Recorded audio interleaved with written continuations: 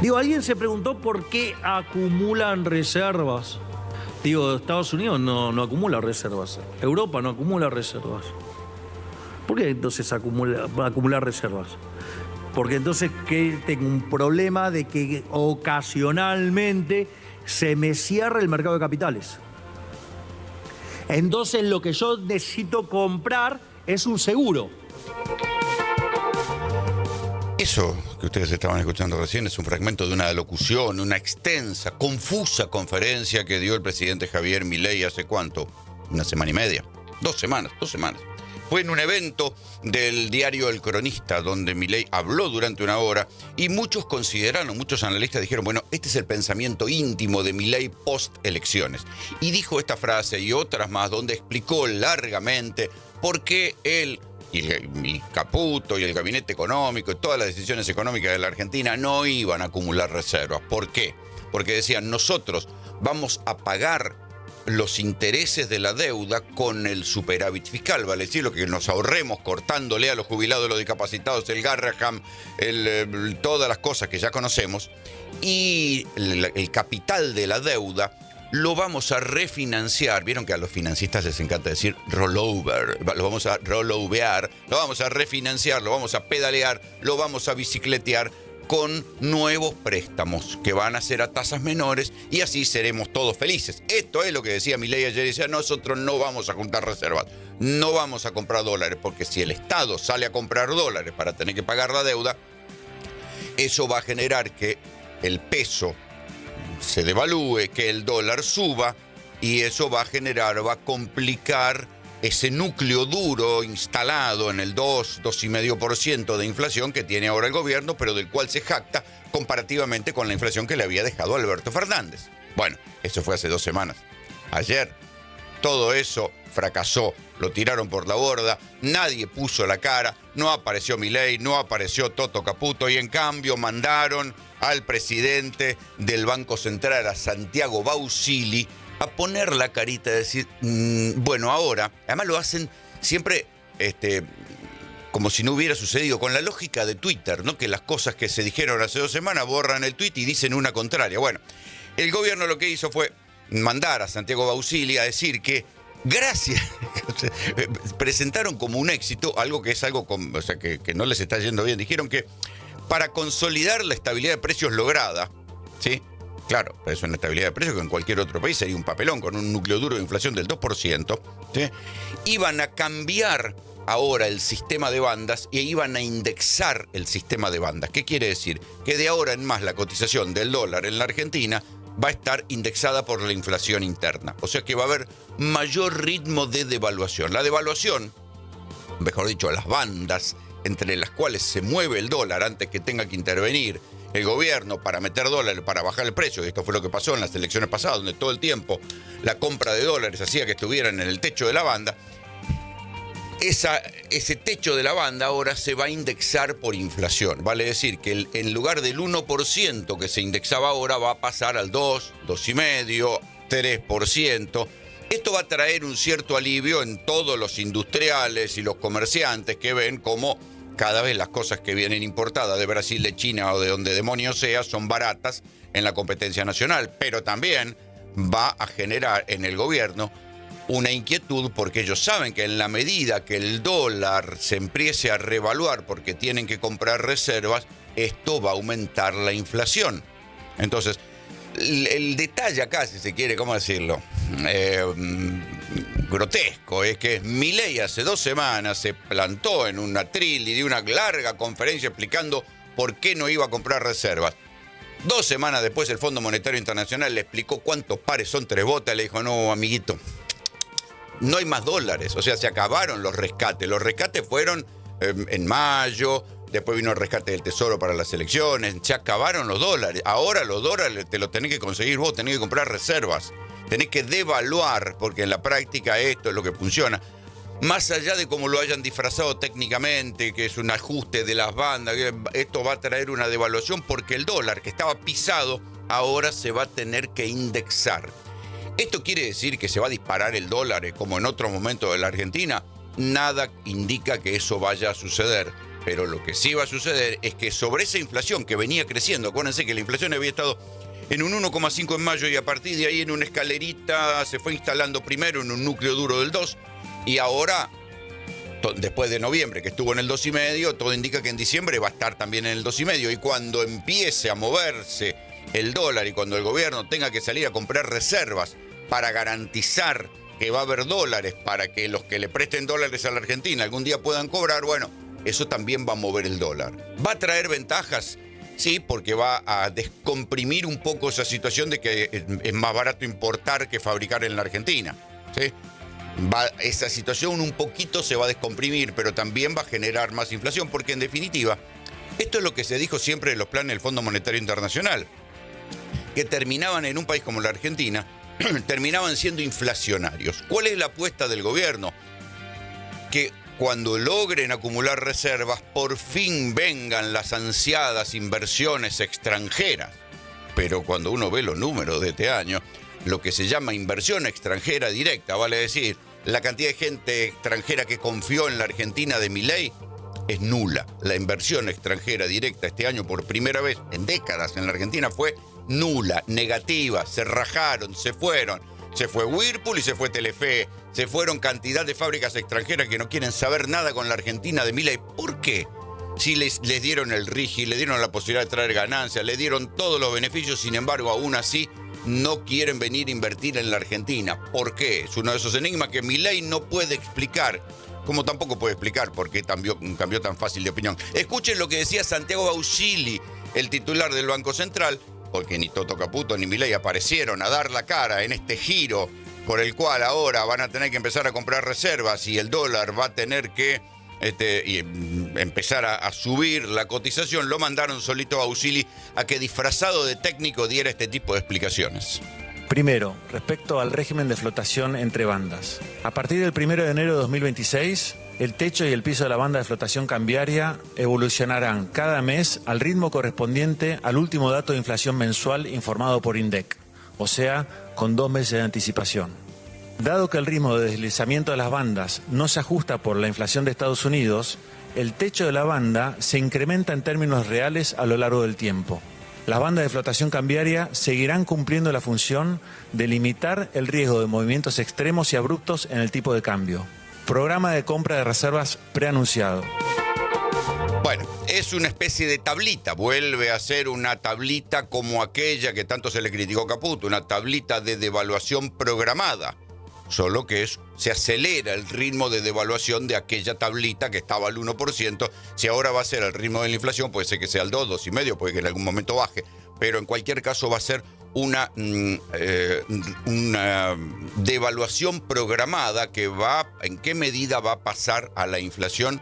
Esto es lo que algunos temen, por empezar el propio gobierno, que por algo no quería devaluar y no quería salir a comprar reservas. Entonces, el Milei de hace 2 semanas dando una explicación técnica de por qué no iba a comprar reservas, porque el apretón monetario, si no había peso, la gente tenía que vender los dólares, toda esa zaraza de la biblioteca libertaria no le funcionó porque, como bien se sabe, la Argentina necesita un equilibrio entre 2 bibliotecas. Una biblioteca de ajuste fiscal y de no emisión monetaria, pero también la otra biblioteca que necesita acumular dólares, vale decir, exportar. El modelo Milei no es un modelo exportador, en todo caso es un modelo exportador de algunos enclaves que no alcanzan a compensar la necesidad de dólares. Por eso Argentina puede tener un dólar barato, pero solamente por un tiempo. No lo puede sostener en el tiempo porque en algún momento entra en default. Y la Argentina de Milei estuvo varias veces a punto de entrar en default. Ahora, para que no entre en default y porque el Tesoro y el Fondo Monetario le dijo, muchachos, terminemos esta fiesta, empiecen a juntar reservas, bueno, ahora van a tener que enfrentar un ritmo devaluatorio mayor, que era justamente lo que Milei decía que no iba a hacer, ¿hace cuánto? 2 semanas. Quiero aprovechar para dar mis felicitaciones a José Antonio Kast, flamante presidente electo de Chile, por su contundente victoria en las urnas.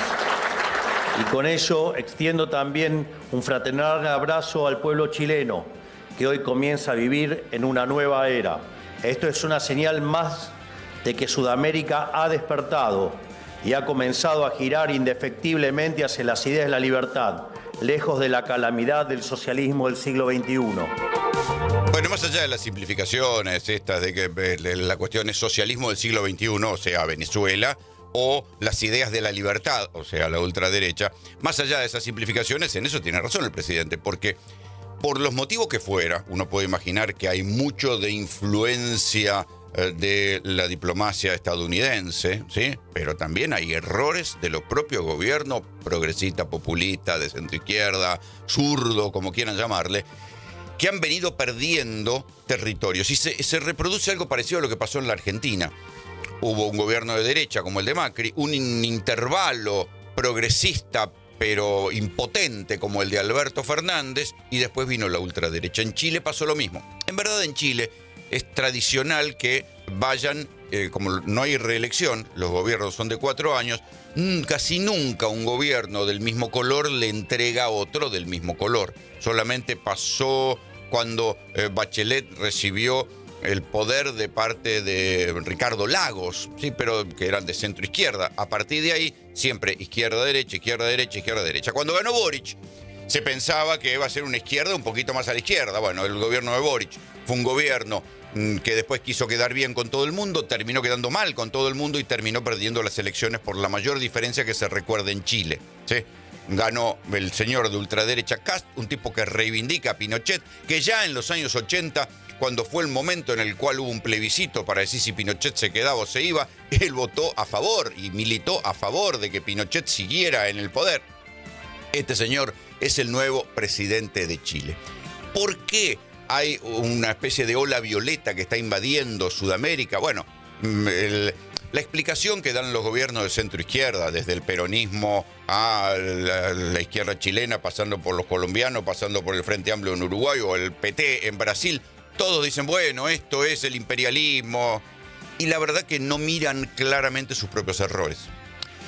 En gobiernos de centroizquierda o progresistas, donde las cosas funcionan y se hacen bien, vale decir, donde se mejora claramente el estándar de vida de la gente, la ultraderecha no prende. Por ejemplo, México. En México, que está al lado de Estados Unidos, imagínense, si no hay posibilidad de que los republicanos o Trump tengan un trabajo y tengan gente que adopte sus ideas, en México la ultraderecha es absolutamente testimonial. ¿Por qué?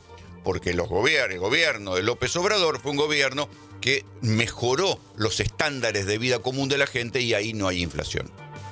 Es verdad que en Chile tampoco hay inflación, es verdad que en Bolivia tampoco había una gran inflación hasta que se empezaron a matar Evo Morales y Luis Arce y terminaron fuera del balotaje y esa década, que sí fue una década ganada para Bolivia, terminó en un desastre donde terminaron todos peleados con todos y terminó ganando la derecha.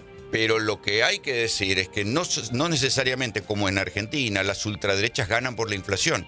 En otros países la gestión de los gobiernos de centroizquierda pareciera como que se le agotó el repertorio de soluciones y que eso que habían logrado entre los 2000 y los 2015, que fue sacar a cientos de millones de personas de la pobreza, como fue en Brasil o como fue en Argentina, llegó a un techo. Y que las poblaciones reclaman una segunda generación de reformas que les mejore la vida de manera concreta. Y eso los gobiernos de centroizquierda no lo lograron hacer. Entonces, ahí me parece que empieza a entenderse mucho más el debate. Por supuesto, está la diplomacia de Estados Unidos, por supuesto, está la crispación de los electorados posteriores al COVID, por supuesto, están esta idea de que ya no hay debate político, sino consignas en Twitter, y insultos y todas estas cosas, esta nueva manera de hacer política, pero al final del día lo que se ve es el fracaso de los gobiernos de centro izquierda que no han logrado darle las soluciones que le habían prometido a la población. Entonces, si uno mira ahora Sudamérica, hay como una diagonal que pasa por Argentina, Chile, Bolivia, Perú, Ecuador, de gobiernos de centro derecha. Queda Venezuela, que es un régimen impresentable, y después queda Colombia, Brasil y Uruguay como los gobiernos que todavía conservan algo de centroizquierda en América Latina. ¿Por cuánto tiempo? ¿Es una cuestión de modas o es una cuestión de hartazgo de los electorados con los gobiernos de izquierda que no se animan a ir más lejos para profundizar las mejoras para la gente? Lo que ella habla de modernización de relaciones del trabajo no es otra cosa que retrotraer 120 años atrás la situación de los trabajadores, porque de la lectura del proyecto presentado no hay un solo artículo que favorezca a los trabajadores y todos los artículos lo perjudican. En tercer lugar, es un claro negocio varios de esos puntos que favorecen seguramente o favorecerán seguramente a los amigos del poder. Uno de ellos, la creación, hasta el nombre suena mal, porque recuerda viejas épocas horrorosas de la Argentina, el FAL, que es el Fondo de Ayuda Laboral. El Fondo de Ayuda Laboral, con la plata de los jubilados, se la van a dar a las empresas para que echen trabajadores. Así de sencillo es. Ese es Sergio Palazzo, es sindicalista, es diputado de Unión por la Patria, es titular del sindicato La Bancaria, analizando el proyecto de reforma laboral. El problema es que hay que decir que la oposición, el peronismo, presentó ayer un contraproyecto que es una especie de decir, muchachos, en un contexto donde están despidiendo gente realmente, ¿ustedes creen que achicando la jornada laboral a 6 horas, los empresarios, lo que tienen que contratar, alguien va a apoyar ese gobierno? Pareciera que con ese gobierno que, a ver, está pensado más para la realidad europea, para la realidad sueca. Esto es como las ideas del garantismo judicial zafaroniano. Estaban pensados para un país con niveles de pobreza mucho menores que la Argentina, donde se podía trabajar y poner recursos para rehabilitar los presos, no para países latinoamericanos donde la pobreza dispara, se calcula que un 5% de la población empobrecida la dispara al delito. El garantismo zafaroniano terminó en una contradicción y terminó siendo un festival de cambio de carátulas y de corrupción en los juzgados reales a través de los fiscales, los policías, los jueces, y así terminamos con esta lógica horrible de tipos que salen de caño y que como por artilugios terminan entrando por una puerta y salen por la otra, y que un día cuando los matan o cuando mataron a alguien y finalmente los detienen, porque la justicia no se mueve si no hay un muerto, ahí dicen, che, pero ¿cómo es posible que este tipo hubiera entrado 10 veces y no estuviera preso y lo volvieran a soltar? Bueno, el garantismo zafaroniano es lo que va a entrar en crisis ahora con la reforma del Código Penal, por no haberlo revisado a tiempo. Algo similar pasa con esta idea del peronismo, de decir, vamos a poner una jornada de 6 horas. ¿Saben qué? Si el gobierno quiere poner una jornada de 8 horas con 4, esta cuestión del banco de horas que no se entiende, dicho sea de paso, el artículo del banco de horas dice que debería ser voluntario, pactado con el empleador. Vamos a ver qué pasa en la práctica con ese banco de horas o con esa posibilidad de no pagar las horas extras en efectivo. Pero la idea de una jornada de 6 horas en un contexto donde la Argentina está perdiendo horas de trabajo seguramente va a espantar a cualquiera, desde el kiosquero al empresario pyme, a cualquiera que lo va a decir, no sabes qué, vos tenés 2 trabajadores trabajando, o tenés, no sé, 4 y 4 trabajando turnos de 8, ahora vas a tener que tener 4 más para completar la dotación. Quiero decir, es una situación un poco idealista, ideal, pero está pensada para contextos europeos, no para la realidad argentina, en un proceso en que se están pulverizando los puestos de trabajo. A propósito, se conoció el informe del CEPA, ¿sí?, que dirige nuestro habitual columnista económico, Hernán Lecher, que dice que ya son 20.134, aquí tengo el número, ¿sí?, 20.134 las empresas que cerraron en la era Milei, 20.134, y espere que le digo el número de trabajadores registrados perdidos. Cuando digo perdidos no es que no se generaron otros empleos, el saldo entre trabajadores registrados que se registraron y los que se fueron, bueno, 280.984 puestos de trabajo perdidos. Los que se ganaron, muchos de los que se ganaron son monotributistas, o sea que también hay un deterioro en la calidad del empleo en blanco. Se perdieron casi 281.000 puestos de trabajo y muchos de los que se generaron son monotributistas. El otro día hablábamos con la gente de la UBA que calculan que en verdad la cantidad de puestos en blanco que se fueron son 500.000 y muchos de ellos fueron reemplazados por monotributistas, que nadie puede considerar que sea un puesto de trabajo en blanco, más allá de que figure formalmente así para la autoridad impositiva.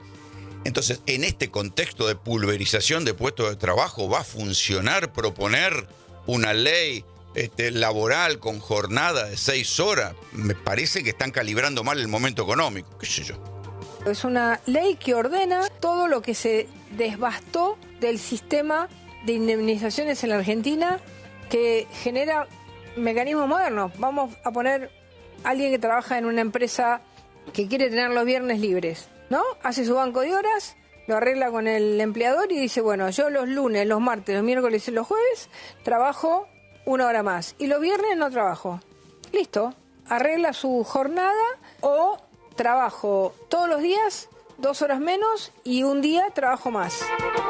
Bueno, este es el ejemplo que da Patricia Bullrich acerca del empleo, de cómo funcionaría el banco de horas. Es el mismo ejemplo que repite todo el tiempo. O sea, si dice solamente este, debe ser porque no tiene mucho más. Pero en verdad, lo que no aclaran, porque, insisto, la ley dice que es optativo, pero hay que ver cómo se va a funcionar esto en la práctica, es qué pasa si el empleador le pide al trabajador que se quede a laburar y le dice, no te voy a pagar las horas extras, va para el banco de horas, y después esto se puede convertir o no en algo pasible de sanciones. ¿Sí? Este es el verdadero punto de la cuestión. Más allá de esto, Bullrich intenta presentar esto como que es una mejora, porque la flexibilidad de los jóvenes, efectivamente hay mucho cambio. Sí, mucho cambio en la manera en que se trabaja hoy en las empresas, sobre todo a partir del teletrabajo. Pero esto en la práctica se arregla al interior de las empresas. ¿Sí? Entonces, la pretensión de reglamentarlo termina muchas veces en paraguas que después terminan generando juicios laborales. ¿Qué les quiero decir? Que el verdadero motivo de la ley de reforma laboral es bajar el costo indemnizatorio. Lo han dicho los abogados que colaboraron en la redacción del proyecto de grandes estudios laboralistas de las patronales. Lo que quieren es bajar el costo indemnizatorio. Todo lo otro, casi les diría, es accesorio. No tiene nada que beneficie a nadie. Yo te diría, hay una cuestión cultural e ideológica atrás de eso. A las pymes no las beneficia porque las pymes pueden laburar bien cuando tienen mercado. Es decir, cuando la gente compra. ¿Qué es una pyme? Una fabriquita, un tallercito, un almacencito. Cuando tienen mercado laburan bien, cuando no tienen el mercado laburan mal. Y el problema de la informalidad, es decir, del trabajo no registrado en las micropymes, este régimen no lo resuelve. Ese es Juan Grabois, que ahora es diputado nacional de Unión por la Patria. Y efectivamente, el proyecto de ley no tiene nada previsto para las pymes. En verdad no tiene nada previsto para nadie. ¿Sí? Lo único que hace respecto de las pymes y respecto de todas las empresas es bajar la tasa de ganancias. Porque esto es lo raro. No solo se trata todo lo que tiene que ver con el mundo de los sindicatos y con el mundo de los contratos de trabajo y los convenios, sino que también baja una serie de impuestos. Entonces baja la tasa de ganancias, supuestamente para generar un mejor clima de negocios, baja la tasa de ganancia para las grandes empresas y baja un poquito la tasa de ganancia para las pymes. Pero el problema es, como dice Grabois y como dicen hasta incluso los economistas ortodoxos, que todo muy rico, pero en la medida que se mantenga el dólar barato y la apertura importadora, el clima de negocios se va achicando cada vez más, porque puede que haya un momento donde haya un boom de comercio de cosas importadas. Sí, pero eso no sostiene una actividad económica en el tiempo. Ahora el gobierno está diciendo, bueno, tiene que volver el crédito para que inyectando crédito a través de, cuotas sin interés o de préstamos hipotecarios o de préstamos para comprar autos se reactive un poco la economía. El problema es que a partir de lo que dijeron ayer, que va a haber una indexación de la banda cambiaria, va a ser en la práctica un aumento del ritmo devaluatorio del peso argentino, lo que va a pasar es que también va a subir la tasa de interés y va a ser mucho más difícil que vuelva el crédito. O sea que se va a volver a enfriar la economía porque es difícil que haya un boom de crédito para reactivar lo poco que queda en movimiento de la economía argentina. La OIT corroboró que no sirvió ninguno de los países para generar más empleo. Y esto lo vimos en la Argentina también. Hemos tenido gobiernos que implementaron flexibilización laboral. En todos aumentó el desempleo. En todos los casos aumentó, en algunos se triplicó y se multiplicó el desempleo con salarios baratos, sin indemnización y demás. Y al revés, cuando más creció el empleo en la Argentina, se crearon 4 millones de puestos de trabajo, había doble indemnización, había salarios en dólares los más altos de Latinoamérica. Ese es Mariano Recalde, senador de Unión por la Patria. Fíjense lo que son las vueltas de la vida. Mariano Recalde está contando lo que pasaba en los 90, uno de los principales críticos del régimen de flexibilización laboral que hubo en los 90, en el periodo Menem de la Rúa, esto que estalla con la ley Banelco, que era una ley donde se intentó corromper a los senadores con plata para que aprobaran una ley de flexibilización laboral, era su padre, ¿sí? Héctor Recalde, el gran laboralista de los sindicatos argentinos, una especie de bestia negra a quien las empresas odiaban. Bueno, cuando Mariano Recalde trabajaba con Héctor Recalde como diputado, ¿sí?, en el comienzo del kirchnerismo, fue protagonista de un episodio por el cual lo quisieron venir a coimear para que modificara un artículo de una ley que tenía que ver con algo que se llamaban los tickets canasta. Bueno, ¿saben quiénes vuelven en la reforma laboral? Los ticket canasta, que no se van a llamar ticket canasta, sino que se van a hacer una aplicación, porque todo ahora es mucho más moderno, ya no hace falta las cosas impresas. Habrá una aplicación donde las empresas cargarán dinero para que los trabajadores vayan al supermercado y compren. Y esas cosas, esa posibilidad de pagar el sueldo en especias, ¿sí?, vuelve algo que se había quitado de la Argentina y solo se consideraba un plus remunerativo que no podía acceder. Bueno, va a volver a la Argentina con la nueva ley laboral, la posibilidad de pagar parte del sueldo en especias. No está claro el porcentaje, pero van a volver. No se llamarán ticket canasta, porque los ticket canasta quedaron vinculados a ese intento de soborno que quedó grabado en una cámara oculta y una causa judicial con sentencia. Pero fíjense, ahora Mariano Recalde es senador y va a tener que tratar el regreso de los ticket canasta, aunque con otro nombre, a las leyes laborales. Ojo, porque ahí está otra de las trampas, o nada, las trampas no, depende de quién lo mire, está otra de las claves de la ley de reforma laboral, que era lo que yo les decía antes, calcular a la baja las indemnizaciones. Ni los tickets canasta, ni las horas extras, ni las comisiones, ni los viáticos, ni el plus por presentismo, ni nada de lo que figura en el recibo de sueldo va a ser tomado para calcular las indemnizaciones por despido.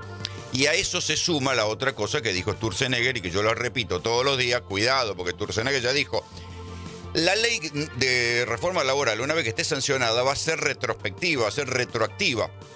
Entonces, cualquier trabajador, aunque haya sido contratado por la ley vieja, cuando lo despidan, lo van a despedir por la ley nueva, o sea que le van a calcular la indemnización a la baja y ahí se ve el verdadero interés. Como parte de la reconfiguración productiva de la Argentina, o de la desindustrialización, pónganle ustedes el nombre que quieran, los empresarios dicen, si voy a tener que despedir, más vale que pueda despedir con un costo indemnizatorio a la baja. Vale decir, la indemnización se va a tomar solamente el sueldo básico, ¿sí?, que es un sueldo muy, muy inferior al sueldo real que figura, y en base a eso se va a calcular la indemnización con límites a los intereses que se le puede poner. Por eso es que el corazón del proyecto está en bajar el costo indemnizatorio. ¿Y esto qué va a provocar? Si no hay una reactivación económica, lo que va a provocar es un aluvión de despidos. Cuando nos han cortado desde el gobierno nacional los fondos que corresponden a la seguridad. Sin embargo, y a pesar de eso, el pueblo de la provincia de Buenos Aires, con una claridad absoluta y un gran orgullo, sigue invirtiendo en su fuerza policial. Y ahí sigue llorando el gobernador de la provincia de Buenos Aires, Axel Kicillof, sigue llorando y sigue quejándose de la plata que le cortaron. Y tiene razón, porque es así. El gobierno nacional, en parte porque lo eligió Kicillof como el enano soviético enemigo, gastador, obras públicas, todo eso, le ha cortado todo tipo de fondos. Le cortó fondos que estaban destinados a la seguridad, le cortó fondos de obras públicas para la canalización del río Salado, le cortó todo lo que pudo. Hay que ver como cuánto puede bancarse Kicillof este discurso de victimización, de si me cortaron la plata y yo igual sigo haciendo, o si la realidad va a provocar un descontento en la provincia de Buenos Aires con temas tales como la inseguridad, tema que a Kicillof lo incomoda y no sabe contestar. Yo creo que, en parte porque tiene, ¿cómo decirlo?, todavía está demasiado apegado a ese criterio zaffaroniano que las cosas, los temas de seguridad se tienen que resolver una vez que el delito está cometido y no le dan bola a la prevención. Esta semana, en un triángulo bastante chiquito que va entre Aldo Bonzi y Ciudad Evita, hubo 3, 4 episodios de inseguridad tremendos cometidos por bandas que hacen el mismo modus operandi. Van de a 4 en un auto, dan vuelta, se le cruzan a cualquier auto, a cualquier persona que está llegando de la casa y a partir de ahí arranca una dinámica que no sabe cómo termina. Puede que te roben todo, incluida la mochila de la nena, como le pasó a una persona, una familia que estaba bajando de su casa. Puede que se lleven una mujer secuestrada en un baúl. Se llevaron una mujer secuestrada en un baúl y el baúl abierto y no era una despedida de soltero. La pobre mujer gritaba auxilio, auxilio, hasta que los propios ladrones, que eran menores, se asustaron y la dejaron por ahí tirada. O puede que termine como terminó ayer, una mujer con un tiro en la pierna porque le fueron a robar el auto, hubo un forcejeo y le terminaron metiendo un tiro en la pierna.